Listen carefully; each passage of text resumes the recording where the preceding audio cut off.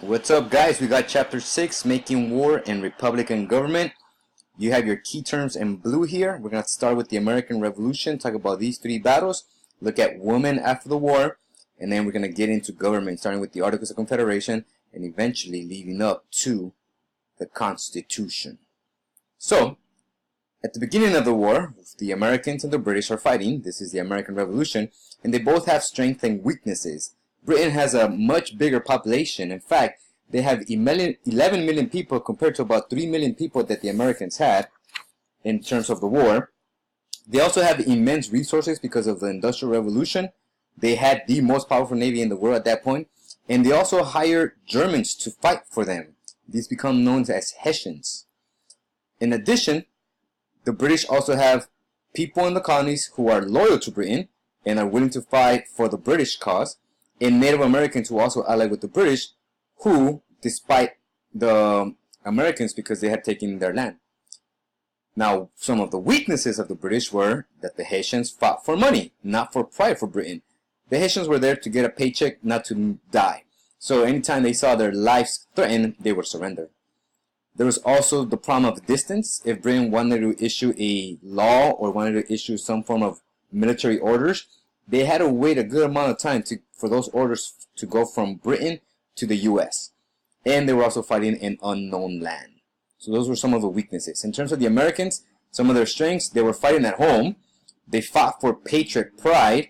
They had the leadership of George Washington, which eventually becomes very powerful. And of course, they, unlike the Haitians, were willing to fight to their death. Some of the weaknesses of the Americans were that they had an ill-trained army, they had a small navy, a few boats at most, no source of income. A lot of times the soldiers actually died or starved to death because there was no food, and they had a weak central government who couldn't issue any orders. So let's look at some of the major battles here. So first of all, Trenton and Princeton. This is major battles in terms of the American side, of course, and their significance. So Trenton and Princeton become the first major victories for the Continental Army. Trenton takes place on Christmas Day, 1776. This is when Washington captures 1,000 Hessians during Christmas Day, and it boosts the soldiers' morale. They feel that now they are able to defeat this mighty big British army. And then a couple weeks later in Princeton, January 1777, they have another decisive victory, and it encourages people who have not enlisted to enlist in the war.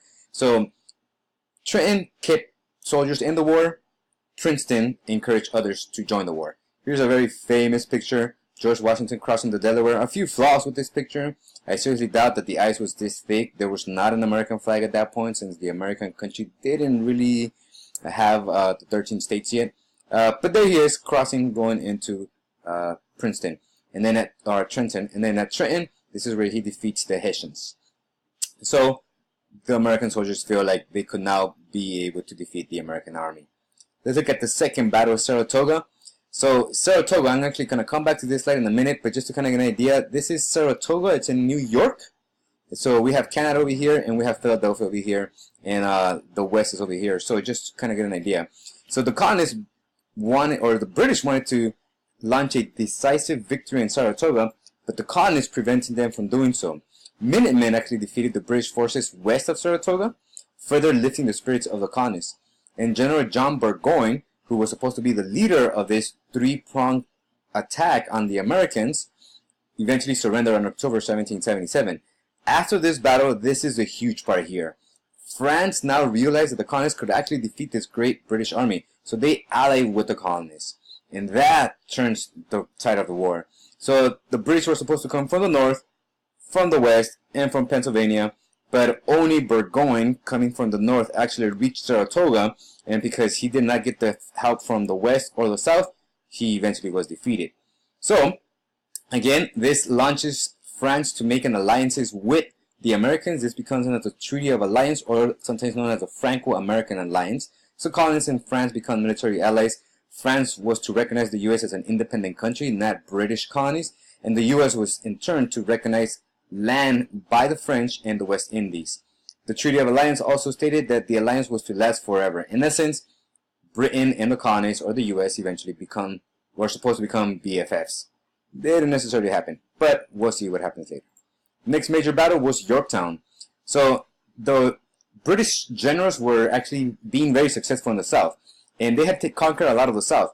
Eventually, British General Charles Cornwallis, he wants a very decisive victory in Virginia, so he settles in Yorktown. At this point, the Treaty of Alliance after the Saratoga battle comes into place. Marquis Lafayette is a French minister and general, and he arrived in Virginia to help the colonists. With their help, the American forces are able to surround Cornwallis, and on October 1781, Cornwallis officially surrenders.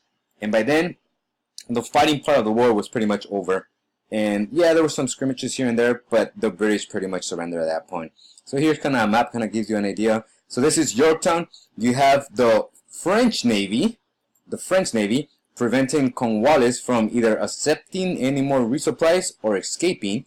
You have the French over here as well, and then the Americans. So you see that the Treaty of Alliance, the alliance with France, was major important to be able to defeat the British here. So what comes after that is the Treaty of Paris. This is the treaty that officially ends the war. So it took about a year and a half for the treaty to take place. Britain recognized the U.S. as an independent country. Native Americans who had allied with the British were forced to surrender their land. The U.S. was allowed to expand up to the Mississippi River, and confiscated land that belonged to the Loyalists was supposed to be returned to them. This is from the Americans' perspective. The Americans were supposed to return that land. And then British officials were also allowed to collect pre-war debts from Americans. So the Americans got the first 3 bullets, and the British were supposed to get these 3 here as well. Now, during the war, women did help with the war. First of all, they attended farms and families while the men were out fighting. And they also helped in the battlefield with food and clothing, and some women actually even fought during the war. So the war actually gives women a higher status. And as such, after the war, women wanted these restrictive laws and customs to end. So they began to call for equalities. And they were able to gain some equality. So for example, in New Jersey, it's the only state that gave women the right to vote after the war in 1783, more or less. But it was limited. In 1808, New Jersey took away women's suffrage. In Massachusetts passed a law to give women, all girls, a right to education. So for the most part, their calls for equality unfortunately were ignored, and women said, while men fought to get rid of tyrants in other countries, yet they became tyrants at home, and they had a valid reason there.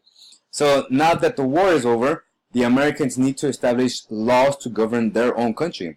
The first set of laws that they established becomes known as the Articles of Confederation. This is the first constitution of these United States of America.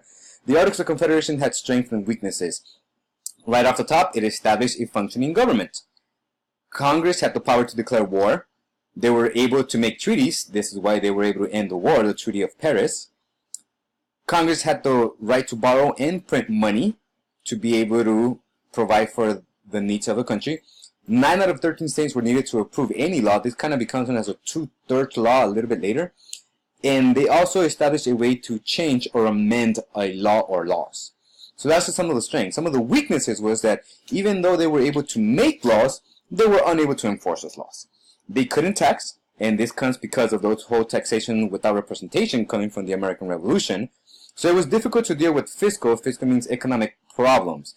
If there was a debt, which the Americans did have, and they couldn't tax, the Congress couldn't tax, how were they supposed to pay that debt? So they made it very difficult. Another weakness was that it only had one branch of government, the branch that created laws. That branch is the legislative law. But it did not have an executive branch, which was supposed to enforce law, and it did not have a court of systems where people could be declared guilty or not guilty.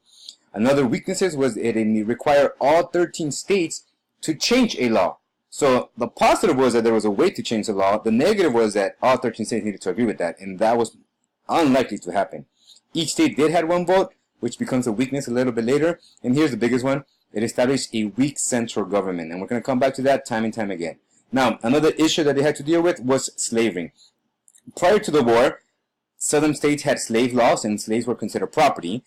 During the war, Britain gave the slaves an opportunity to fight for the British and were granted freedom. Initially, George Washington did not want slaves fighting for the Continental Army, but he came around and he allowed for slaves to fight for the Americans against the British. At the end of the war, about 5,000 slaves eventually got their freedom because they were able to help with the victorious of the war. Now, here's another issue. In the Declaration of Independence, which Thomas Jefferson wrote, he wrote that all men are created equal. If that was the case, the question is, then why are blacks, African Americans, enslaved? And that is a question that haunts the new Republican government for years to come. One of the places is the West. As Americans expand west, what are they going to do about slavery? Are they going to allow it to expand or not? Well, here's the next issue. We have the land ordinance, or this is the Northwest Territory, I should say. These 5 states here. After the war, that land became American land. That's the Mississippi River, more or less, over here. So all this land become American land. So the question is, are they going to allow slavery here? Well, first of all, they need to come up with a law. This becomes known as the Land Ordinance of 1785. This was a way to divide the land. And the Land Ordinance mandated a rectangular grid, which you see right here, of dividing the law. And it set the price at $1 an acre. So people were able to expand, buy land in these rectangular shapes. So that was regarding the land itself. But they needed to make laws to govern that land. And the Northwest Ordinance, it's different than the Land Ordinance, make sure you know that, was a way to govern the land. First of all, land was set aside for education because the representative realized the importance of democracy. Democracy depends on educated citizens, not mob rule. Congress then appointed a government and judges to establish law and orders in the Northwest Territory. And once the population reached 60,000 free men, the territory could apply for statehood and be able to get other rights that a state has. Here's the major part of it. Regarding the Northwest Ordinance, Congress banned slavery there. This is the first time that they actually take an active role regarding slavery. So slavery is banned in the Northwest Territory. Major step in regards to slavery. However, there is social unrest. And the major event here that causes monumental change is what becomes known as Shays' Rebellion. Daniel Shay was actually a revolutionary veteran who fought the British against high taxes. He lives in Massachusetts and he now sees himself fighting against the Massachusetts courts to keep his property against and paying high taxes. The cause of Shays' Rebellion. The United States after the war had a crippled economy. They were in debt and the economy was not functioning very well because the Articles of Confederation did not allow Congress to tax. In addition to that, the British had all these goods that they did not sell during the war. They are now flooding the American market with guns and grain at very low prices. So people were buying goods, except they were British goods, not American goods, and that was boosting the British economy, but it was crippling the American economy. States then increased taxes for land, and courts went into farmers' land and took away their land, confiscated their land if they were unable to pay taxes. So that eventually leads to Shays' Rebellion. The rebellion is put down, but the effects are monumental. Farmers did protest for high taxes and the land seizures, and then angry mobs forced these courts that were confiscating land to close. So this identifies the need for a strong central government and the revision of the Articles of Confederation, because the Articles of Confederation established a weak central government. So the Articles of Confederation need revision. Here's an idea of what Shays' Rebellion kind of looks like. They were out attacking the Massachusetts legislative law, but again, that rebellion was put down, and eventually law and order was established back in Massachusetts. So now that we have a call for the revision of the Articles of Confederation, delegates meet in the Philadelphia Convention, which eventually becomes known as the Constitutional Convention, and these are some of the issues that they had to address. First of all, representation. Virginia, which was a large state, wanted representation to be based on population because they had a lot of people. New Jersey, which was a small state, didn't want representation to be based on population because they had few people, so they wanted one vote per state. Eventually, they agree on what becomes known as the Great Compromise. Congress established a bicameral legislature. The Senate, which was to please New Jersey, each state had 2 votes, and the House of Representatives to please the Virginia, which is based on population. It gave men without property the right to vote and established a Supreme Court. Now the other issue was slavery. The North wanted to ban slavery for representation purposes. The South wanted for full representation. The North argued that slavery was against Republican principles, but the South argued that the war was fought to protect property and slaves were property. Eventually they agreed that the slave imports were going to be banned in 1808, and the 3/5 compromise allows for slaves to count as 3/5 of a person And then they add the fugitive clause, which allows Southerners to go and confiscate their runaway slaves from the North.